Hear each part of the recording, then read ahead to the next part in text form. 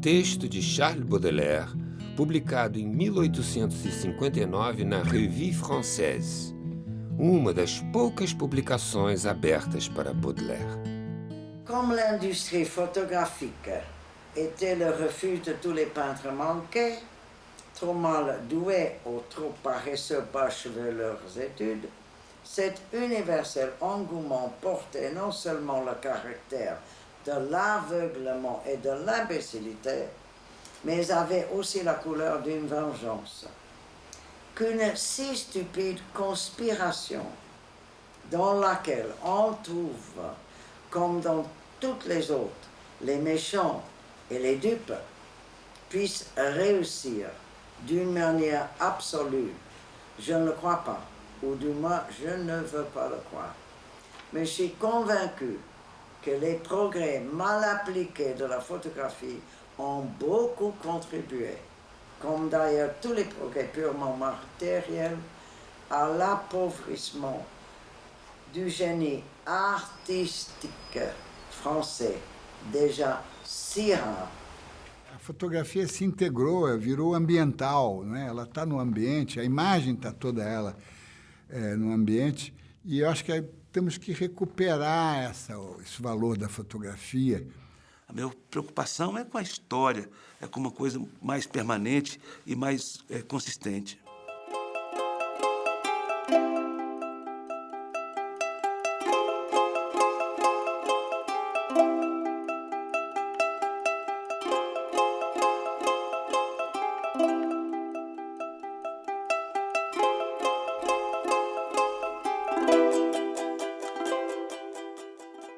Você tem elementos visuais que te fazem imaginar o passado segundo o quê? Segundo o documento. Esse documento representou tal fato de uma forma tal que te leva a pensar uma série de coisas.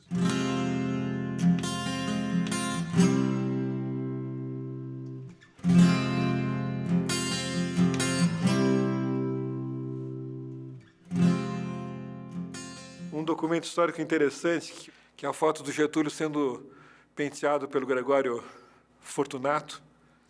E ele está assim, com uma expressão de êxtase, sendo penteado. O Barreto Pinto, né, que é um caso célebre em que um deputado posar de cueca significava decoro parlamentar. Assim, bons tempos, né, que decoro parlamentar era posar de cueca, né? Então ela constrói a história, ela ajuda a construir a história, na medida em que a fotografia consegue fazer, né, a história para o futuro.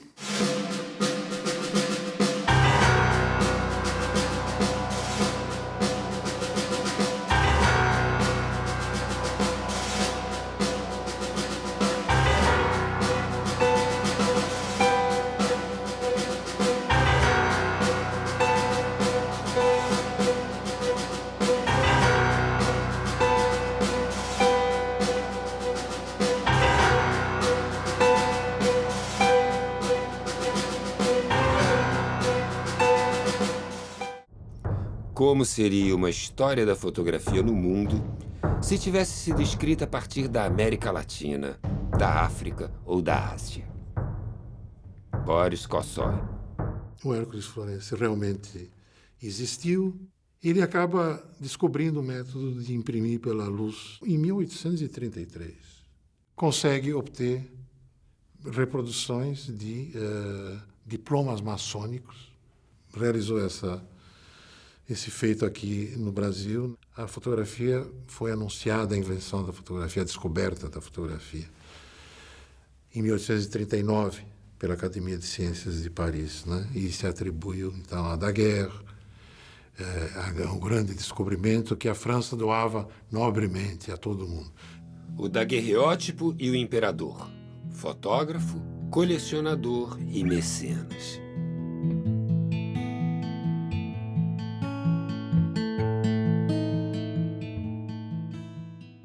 Pedro II estimulou, Dom Pedro II colecionou, Dom Pedro II atuou como fotógrafo, acompanhando as inovações, ele interessado nos registros fotográficos, ele tinha essa vontade, esse desejo, essa disposição de conhecer e dominar e estimular as inovações tecnológicas de seu tempo. Ele, ainda muito jovem, assistindo à primeira sessão de daguerreótipos que o Abade Comte, isso em 1840, registrou no Paço. Construiu uma coleção de fotografias de diferentes autores, brasileiros e estrangeiros.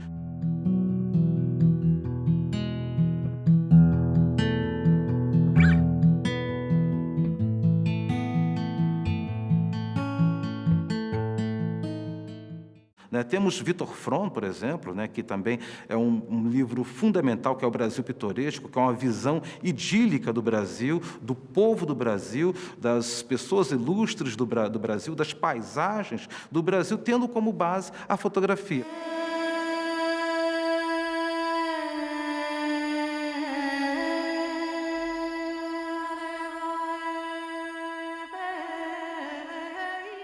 O Klumb documentou uma viagem entre Petrópolis e Juiz de Fora. O mais significativos, eu diria, registros desse uso da fotografia para documentar um percurso, documentar uma viagem.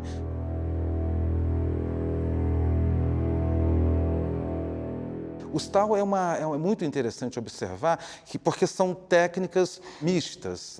Nós temos grandes fotógrafos que se associaram a grandes pintores. Para quê? Para produzir fotopinturas. Ela atuava no sentido de dar vida a esses registros, de dar um impacto visual através da cor.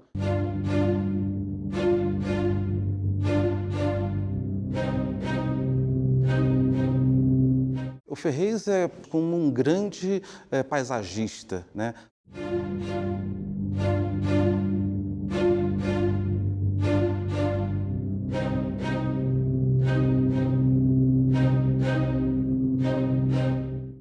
E temos um outro fotógrafo, que é Cristiano Júnior, que no seu ateliê retratou escravos, vendedores ambulantes, quase com um olhar antropológico, dos tipos e costumes de uma cidade, que são fotos maravilhosas também.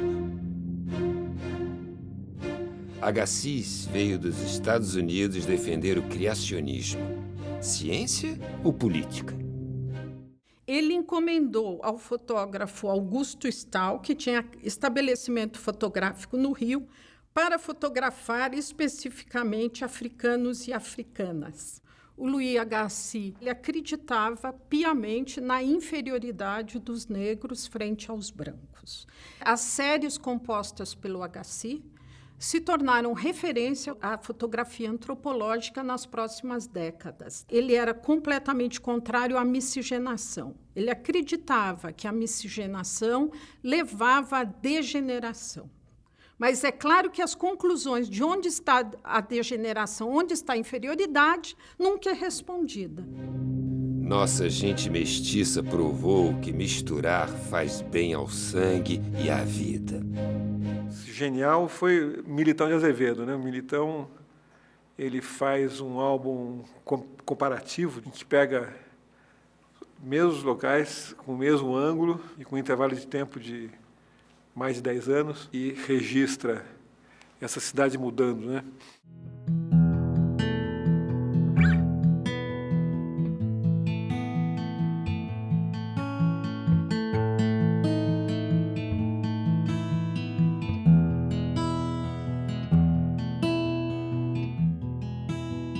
O indivíduo se dilui na multidão das grandes cidades. O Beccherini tinha uma curiosidade. Ele era um italiano e ele estava intrigado para documentar a demolição da São Paulo colonial, que ainda restava no começo do século XX, porque iam começar a surgir os grandes edifícios, a cidade que veio depois. Eu me encanto com a fotografia dele, porque um pouco é a fotografia da São Paulo da minha infância, que eu conheci quando a cidade era bonita, era tranquila, era vivível. A aceleração da velocidade da vida na cidade é grande, é tamanha, que o moderno não tem tempo para parar. Georg Simmel.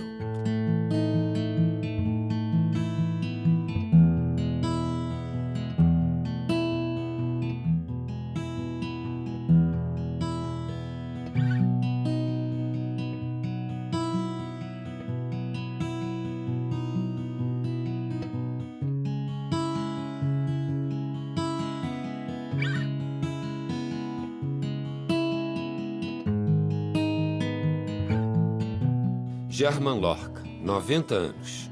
Um fotógrafo que documentou a transformação de São Paulo a partir de 1947. E a cidade está se transformando, não é? Quando eu fiz algumas fotos, como eu fiz uma foto que eu tenho do viaduto Santa Ifigênia, quer dizer, já estava crescendo a cidade, já começou a construir o Banco do Brasil, não é?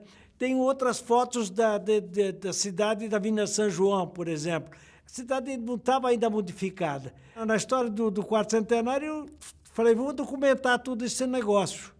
Quer dizer, começou com a missa, não é? Com os governadores, que o Getúlio veio para comemorar os 400 anos de São Paulo, e eu documentei toda essa história e guardei esses negativos, né? Mas aí comecei a ficar maníaco com fotografia. Minha mulher até ficou com ciúmes, que só pensava em fotografia, eu não pensava quase muito nela. Aí um dia eu estava na Praia da Sé, eu estava pegando fogo um bonde. Eu descia, porque naquele dia nem carro não tinha, descia a pé e cheguei. Quando cheguei, os bombeiros já tinham pagado quase tudo e fotografei. Essa foi a primeira fotografia, que é de 47. Minha fotografia é a resistência da memória. Araquém Alcântara. O projeto é fazer um inventário das 100 estações, né? Entre pequenas, né? Cidades importantes, cidades pequenininhas, a estação é menor, enfim, o levantamento. Porque eu acho que do ponto de vista da memória, do ponto de vista da arquitetura e do ponto de vista de documental que foi botado fora também, é importante.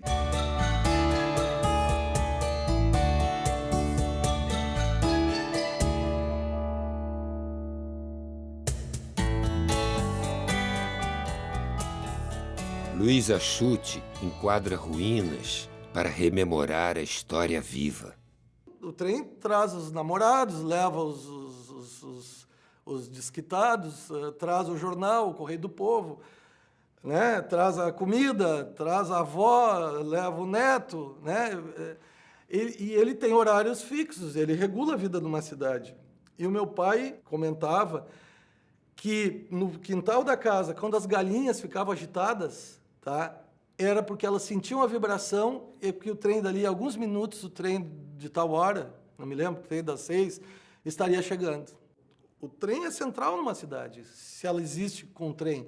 E aí, para-se o trem não passa mais. Estas fotos todas são de mundos que estão acabando. Mundos para os quais já não é possível voltar para fotografar de novo.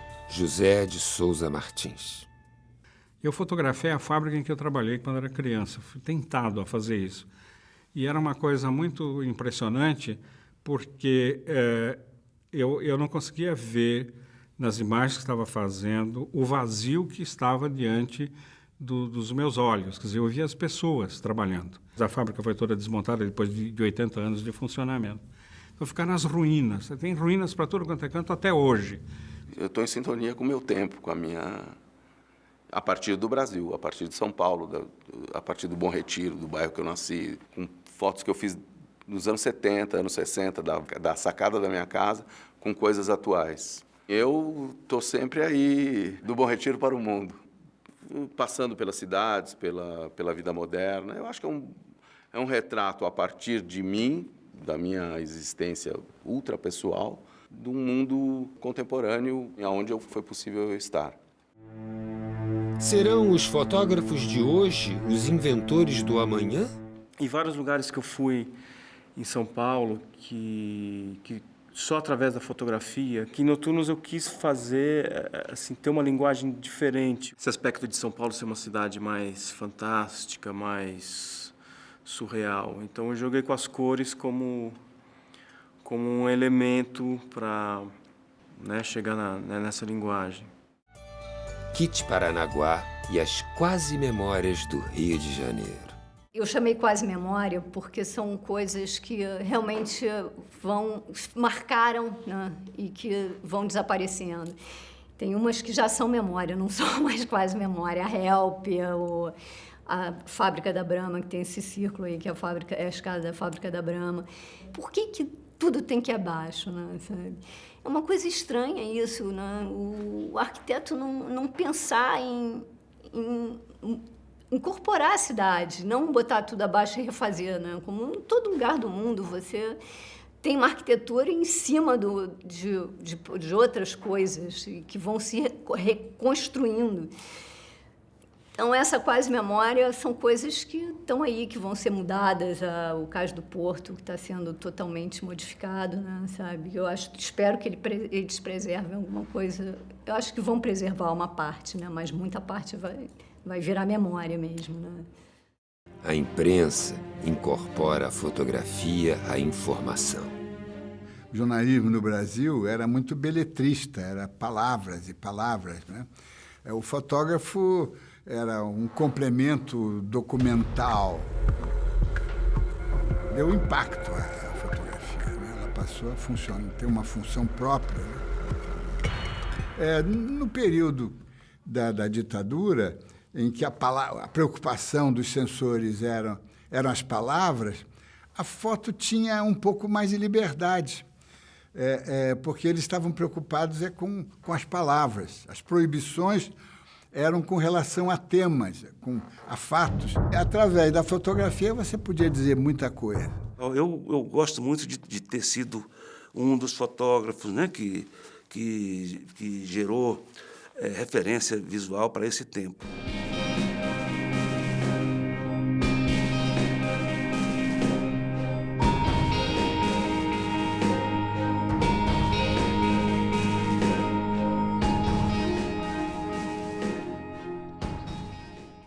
Tem essa aqui também da queda do estudante morto lá na Cinelândia. Foi um momento da sexta-feira sangrenta. Ele bateu a cabeça no meio-fio do municipal, deu um berro horroroso. Foi um momento terrível, cara. O cara ficou lá estirado, morto. Assim, aquela edição célebre do JB, né? Em que a fotografia no dia 13 de dezembro, no dia 14 de dezembro, o registro do JB é todo dado através de imagens simbólicas, né? E textos simbólicos também, né? Como a previsão do tempo, né? Que hoje o tempo está horrível, temperatura pavorosa, etc. Isso para dar pistas para o leitor entender o que estava acontecendo naquele instante.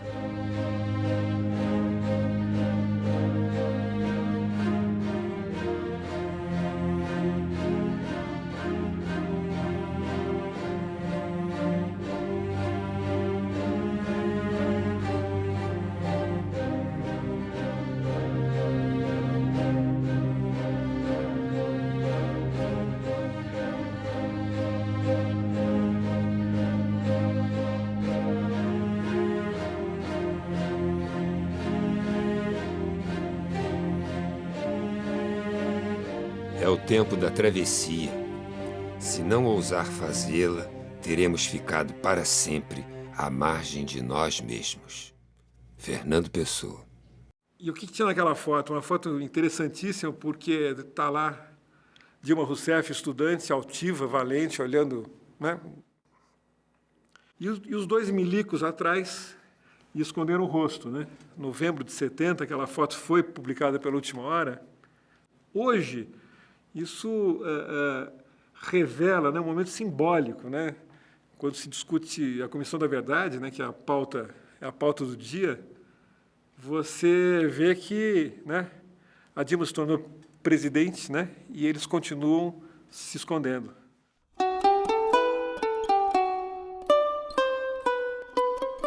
Chegando lá, o aniversário do Vinícius, os três sentados, o Chico, o Tonho e o Vinícius. O Vinícius com a Marquita desse lado.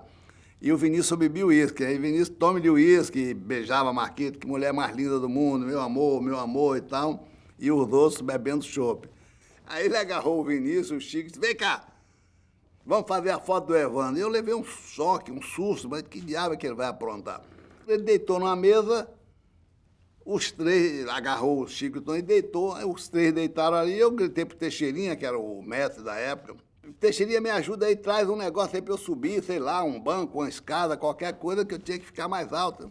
Aí quando o Teixeirinha trouxe o tamborete, eu nervoso, subi correndo com a pressa, dei uma clicada, foi um fotograma só, porque no nervoso o tamborete dançou eu, dançou todo mundo, caímos. Na minha época de faculdade, que foi a efervescência de 67, 68, A universidade, os universitários e os artistas quase que formavam um bloco único. Naquela época, não existia, graças a Deus, esse universo de celebrities. Eram pessoas normais. Então, a gente saía para jantar junto, a gente trocava ideias, a gente discutia política, discutia assuntos generalizados ligados à cultura. E os bastidores dessa convivência, desse caminho natural, unia as pessoas para resolver coisas esteticamente, né? Eu, quando vou fotografar alguém, principalmente um artista, eu converso com ele, eu domino o assunto dele, eu confidencio coisas minhas para ele, ele confidencia coisas dele para mim. Isso cria um elo de cumplicidade que resulta quase sempre num trabalho mais autêntico. Eu e um amigo, a gente abriu uma agência, a gente tentou montar uma agência de fotografia, notícias e tal. Essa foto eu fiz na casa do Nelson Cavaquinho, em 81. E esse ano ele estaria fazendo 100 anos, né? Esse aqui é do Glauber Rocha. Isso aqui ali numa casa ali na Urca. Ele estava montando a Idade da Terra. Um cara completamente despojado, né?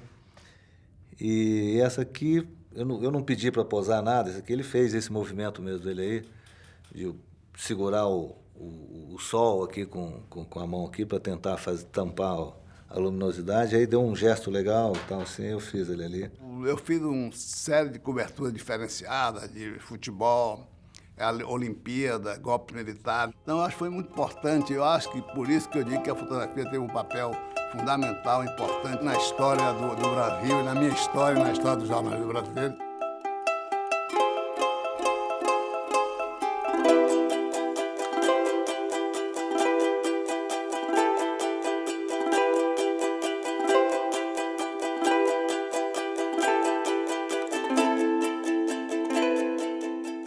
Todos os grandes acontecimentos desse país, eu estava lá. E talvez até do mundo, né, desses grandes eventos do mundo.